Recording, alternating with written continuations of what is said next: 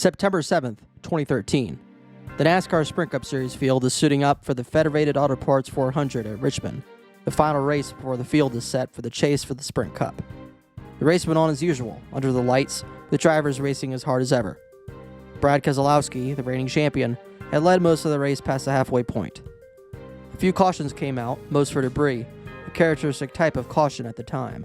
These cautions often lacked transparency and were seen as an illegitimate way for NASCAR to bunch up the field again after a long green flag run. However, a brutal race was unfolding behind the scenes for the final spot in the chase for the Sprint Cup. To understand this, I must first explain how the chase worked at the time. Towards the end of the season, the top 12 drivers would be eligible for the chase for the championship, taking place during the last 10 races. In the previous two spots, 11th and 12th, were wildcard drivers not in the top 10 who had race wins during the season.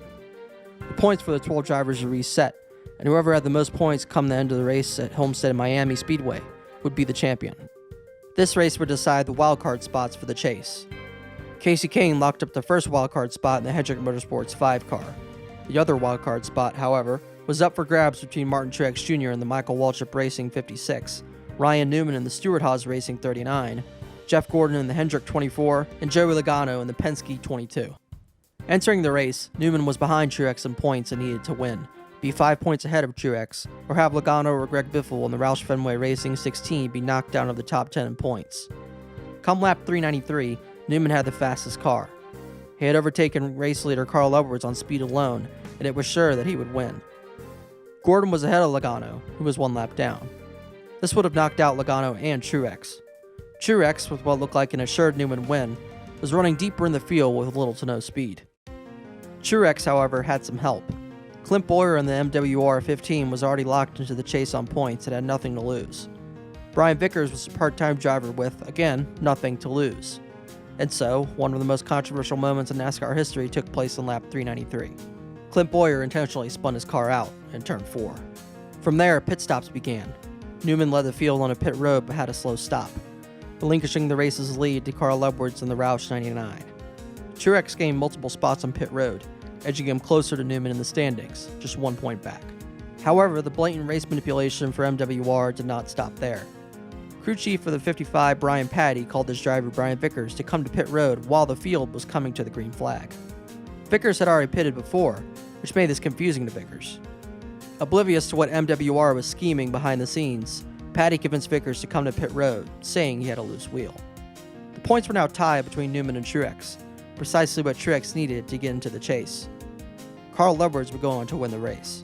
Truex and Newman tied on points and wins, and the third tier of the tiebreaker, which was top 5s, went to Truex. Truex was in the chase. The mass confusion on points and who made it and who did not only got worse after the checkered flag. Clint Bowyer gave a half-hearted interview about the cause of his spin on lap 393. The Achilles heel of Bowyer's lie was that he spun right in front of Dale Earnhardt Jr., an NASCAR veteran, the most popular driver for decades, and one of the most honest in the garage. This event would later become known as Spingate, as NASCAR levied the costliest penalty in the sport's history up to that point. MWR was fined an astounding $300,000 in addition to all 3 cars being docked 50 drivers and owners points. It also indefinitely suspended Ty Norris, Bowyer's crew chief, and placed others on probation. It was also discovered that Penske Racing, Logano's team, compensated David Gilliland Racing in exchange for a position to maintain their chase placement. They would get a meager slap on the wrist. This race manipulation scandal was one of the many headlines of NASCAR in 2013, and one of the most interesting and influential seasons in sports history. This video will show what NASCAR looked like 10 years ago, and how much has changed since then. Hey guys, Wheelspin Report here once again for another video, and I'm finally back. It has been forever since I last uploaded, which was almost a year, and I apologize for that. I have not found the time recently with college and other obligations. However, I am excited to bring you more content. Be sure to hit that like button, subscribe, and that notification bell to know when I upload. Sit back, relax, and enjoy the video. While many may regard 2014 as the season with the best racing, it is essential to remember 2013. 2013 was the debut season of NASCAR's Generation 6 car. The Gen 6 would be a rebrand of the car of tomorrow.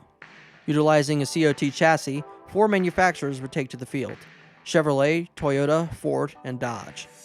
Dodge was poised to hopefully repeat the impressive 2012 season they had with Brad Keselowski, who was just coming off a championship. However, Penske was not as interested. Penske switched to Ford in 2013, and with other teams willing to change to Dodge backed out of NASCAR for good. The Chevy Impala of the COT days would be no more. The Chevy teams would now use an American version of the Australian Holden Commodore, the Chevy SS. Toyota would continue to use the Camry, and Ford would use the Fusion. As for the specs, the cars would feature approximately 850 to 900 horsepower with a massive rear spoiler on short tracks and speedways. This would allow for enormous closing rates on straightaways, and combined with the potent engines, passing was seen as much more manageable than today. Coming out of the 2012 NASCAR silly season were some very huge driver changes. First and foremost was Matt Kenseth. The 2003 Cup Series champion Kenseth had enjoyed a successful tenure at Roush Fenway Racing in the 17. He would spend the rest of his career at Joe Gibbs Racing in the 20 car. It would end up being one of the best seasons of his career in the win column, racking up 7 wins. Rookie Ricky Stenhouse Jr. would replace him in the 17. Kenseth replaced the departing Joey Logano. Logano replaced Tony Stewart in the 20 car in 2009 and became known as the greatest thing since sliced bread. Logano left JGR for the Penske 22, which became vacant after a failed drug test by AJ Allmendinger and a somewhat inconsistent Sam Hornish Jr. Kurt Busch was sentenced to the gulag of Phoenix Racing in 2012 after being left without a ride after leaving Penske in 2011. He would, however, find a ride with Furniture Row Racing for 2013. Regan Smith would take his place at Phoenix Racing. The buzz going into 2013 was about more than just free agency signings, but rather the rookie class. It featured Ricky Stenhouse Jr. and Timmy Hill, but one that stood out above them all was Danica Patrick. Patrick had a disappointing part-time stint in the Cup Series in 2012 that saw her only finish inside the top 20 once, while a full-time Nationwide Series ride in 2012 gave more fruitful results. The buzz only grew stronger come time for qualifying for the 2013 Daytona 500. She would out-qualify her teammates and the rest of the field, taking pole over Jeff Gordon by 0.03 of a second. Nobody knew where the speed came from, but in the Daytona 500, it bore good fruit. She led a few laps of the race, becoming the first woman to do so. She would end up with the 8th place finish, but might have had a chance to win, possibly had other drivers work with her. A horrific crash occurred in the Nationwide Series race the day before, which sent a then unremarkable driver, Kyle Larson, careening into the fence. The crash injured 24 spectators and destroyed Larson's car. Larson won in the Truck Series shortly after at Rockingham. It was announced later that year he would race for Chip Ganassi Racing in the 42 in 2014. Surely he would not amount to much, right? Other drivers under significant media attention in 2013 were Kyle Busch and Carl Edwards. Kyle Busch had a bad 2012 season to his standards, with 4 DNFs and a 13.3 average finish. He was winless in the Nationwide and Truck Series. He barely missed out on the 2012 chase, and the goal for 2013 was to race for the championship. After losing the 2011 Cup Series championship tiebreaker, Carl Edwards had an abysmal 2012 season. The Roush cars did not have the speed they had in 2011, and in 2013, Edwards and Roush hoped to bounce back. However, all eyes in 2013 were on the fight for the championship. Jimmy Johnson missed out on becoming a 6-time champion in 2011 and 2012, and Johnson was poised to fight for the championship once again. Throughout the season, Johnson was able to rack up 6 wins and swept both Daytona races. But there was one driver who would not make it easy for him, Matt Kenseth. Kenseth won out in the winning column against Johnson with 7 wins, notably stealing the then Mother's Day edition of the Southern 500 away from Kyle Busch at Darlington. But the thorn in Kenseth's back was not so much Johnson, but rather a championship sleeper in Kasey Kahne.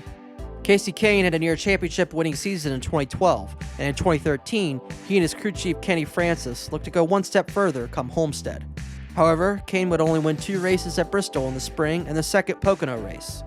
He led the most laps and had the best car at both Charlotte races, but finished second. At Las Vegas, Kansas, and Bristol, Kahne also came second, all 3 times to Matt Kenseth. The Kenseth-Kahne rivalry was a familiar sight throughout the season, and one could imagine what could have happened to the championship had Kahne finished one better in those races. Kenseth kicked off the 2013 chase with strong wins back-to-back at Chicagoland and New Hampshire. Johnson responded with his characteristic win and dominance at Dover, followed by a win by Kevin Harvick in the RCR 29 car. Keselowski would win the second Charlotte race of the year, which is on the oval compared to the Roval today. This was a massive win for Keselowski as he went winless in the regular season after his 2012 championship. Jamie McMurray won at Talladega after a last lap caution for a flipping Austin Dillon, replacing an injured Tony Stewart. Stewart had won in the first Dover race of the year, but was later sidelined after sustaining an injury in a sprint car crash. Gordon won at Martinsville after entering the chase as an unusual 13th driver due to the Spingate scandal. NASCAR awarded Gordon with a rule-bending 13th spot, as the intentional spin by Bowyer gave him an unfair disadvantage, according to then CEO Brian France. Johnson would win at Texas, followed by Harvick's final win for RCR at Phoenix the following week. However, Kenseth's results at Kansas, Talladega, and a 23rd at Phoenix put him in a 28-point hole, making his chances for the 2013 Sprint Cup championship near none. The championship finale at Homestead would be relatively uneventful, aside from Paul Menard's tire exploding late in the race. Johnson would win his 6th championship with relative ease. Denny Hamlin would win the... Denny Hamlin? Where has Denny Hamlin been all season? Going into 2013, Hamlin looked to, for the umpteenth time, avoid choking on winning the championship. However, his fight for the Sprint Cup championship early in the season was short-lived. Hamlin exited the Food City 500 in April 6th in the driver's standings after getting into a scuffle on and off the track with Joey Logano. The following weekend, the Cup Series made the transcontinental trip to Fontana, California for the Auto Club 400. The 2-mile speedway in the race featured excellent multi-groove racing from the apron up to the wall. In his Interstate Batteries Camry, Kyle Busch led most of the race, but the fight for the win would come down to Joey Logano and Denny Hamlin. The racing was civil until it finally boiled over. Two to go. Kyle Busch is 1 second back. Earnhardt 2.5 seconds. Carl Edwards is 2 back. Hamlin is there, boys. He's there. He's stalking him. I believe Hamlin's a skosh better. It seems like he has a bit of an advantage down in turn 1 and 2. Teammates last year, rivals this year. Friends, maybe never. But Joey Logano and Denny Hamlin are going to settle this right now. Well, Hamlin cut him some slack. He had a run on him. Oh, Hamlin. Joey got loose. He got a little sideways off the floor. There you go. Hamlin gave him a shot. 1 to go. Outside, barely. Outside. Hamlin there. Logano to the bottom, trying to hold his ground. That's going to be tough, though. But he's been running good on the bottom. If he can just clear Hamlin right there. No way. He's going to lose his momentum. They're going to touch hard. Are they going to make it? Neck and neck. Down the back, side by side. Kyle Busch closing in. Watch out from the third place car, Kyle Busch. He's looking. Hamlin edges ahead. They get it. They touch. They touch. And here comes Kyle. Hamlin, Logano on the wall. Hamlin spins down the racetrack. And Kyle Busch wins in California. I thought they'd be nice to each other.